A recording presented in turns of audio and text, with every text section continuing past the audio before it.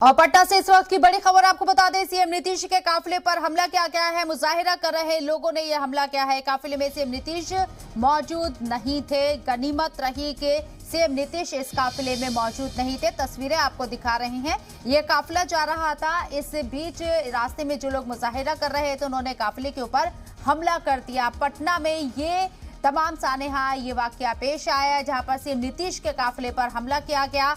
मुजाहिरा कर रहे लोगों ने हमला किया। काफिले में गनीमत रही कि सीएम नीतीश मौजूद नहीं थे। लोगों का हुजूम और मुजाहिरा करने का अंदाज उनका आप देख सकते हैं।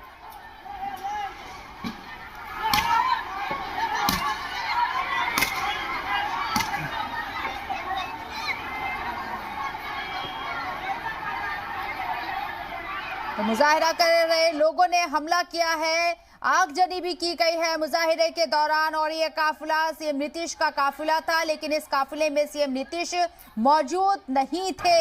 इस काफिले के ऊपर हमला किया गया जिन लोगों के जरिए मुजाहिरा किया जा रहा था।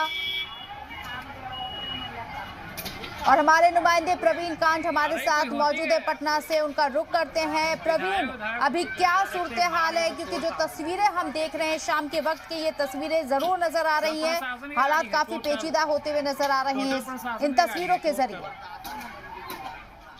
देखिए शबनम, जिस तरह से लोग आक्रोशित थे क्योंकि उनके बच्चे की मौत हो गई थी और 14 दिनों के बाद शव मिला था और वो जो है संदिग्ध अवस्था में था, इसको लेकर के पुलिस पर काफी नाराजगी थी लोगों को। और ऐसे में जो है सीएम का काफिला का टुकड़ी जो है उधर से गुजर रही थी। आक्रोशित लोग जो है सीएम के काफिले पर हमला कर दिए और आक्रोश जताया है। हालांकि इसमें कई गाड़ियों के शीशे भी टूटे थे और लोग आक्रोशित होकर के ईंट पत्थर भी चढ़ाए थे। जी शबनम, अभी क्या सूरत हाल है? क्या चीजें जो है वो दुरुस्त हो गई है? मुजाहिरा जो प्रदर्शन लोगों के जरिए किया जा रहा था वो खत्म हो गया है? प्रदर्शनकारी को जो है समझा बुझा करके पुलिस की बल जो है जाम को हटाया है और अभी मामला शांत है। लेकिन ऐसे में जो है प्रशासन पर इस तरह का आरोप लगा है और लोग आक्रोशित होकर कानून की धज्जियां उड़ाए हैं। ये बड़ा मामला बनता है। जी धन्यवाद। इन लोगों को हटाने के लिए, जो लोग प्रदर्शन कर रहे थे, मुजाहिरा कर रहे थे, उन लोगों को खदेड़ने के लिए पुलिस ने क्या किसी तरह का बल भी प्रयोग किया है? देखिए, पुलिस पर लोगों का आक्रोश था क्योंकि पुलिस जो है इस शव को 14 दिनों के बाद बरामद किया था और ऐसे में लोगों का कहना था कि उनके साथियों पर आरोप था, लेकिन पुलिस उस पर कोई कार्रवाई नहीं की। ऐसे में पुलिस जो है उस घटनास्थल से साइड में खड़ी थी और उसके बाद इस तरह की घटना हुई। हालांकि बाद में जो है पुलिस बीच बचाव में सामने आई। जी सबने क्या कि कुछ लोगों को हिरासत में भी लिया गया है, गिरफ्तार किया गया है?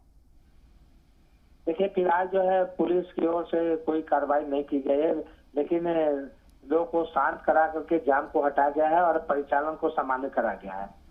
सीएम नीतीश इस काफिले के अंदर मौजूद नहीं थे जब ये हमला किया गया। सीएम नीतीश अगर इस काफिले में होते तो कितना बड़ा ये मामला हो सकता था? मेरी आवाज सुन पा रहे हैं आप? जी शबनम। प्रवीण, मेरा सवाल आपसे ये है कि इस काफिले के अंदर नीतीश कुमार नहीं थे, सीएम इस काफिले में मौजूद नहीं थे। अगर वो इस काफिले में होते तो कितना बड़ा ये मामला हो सकता था?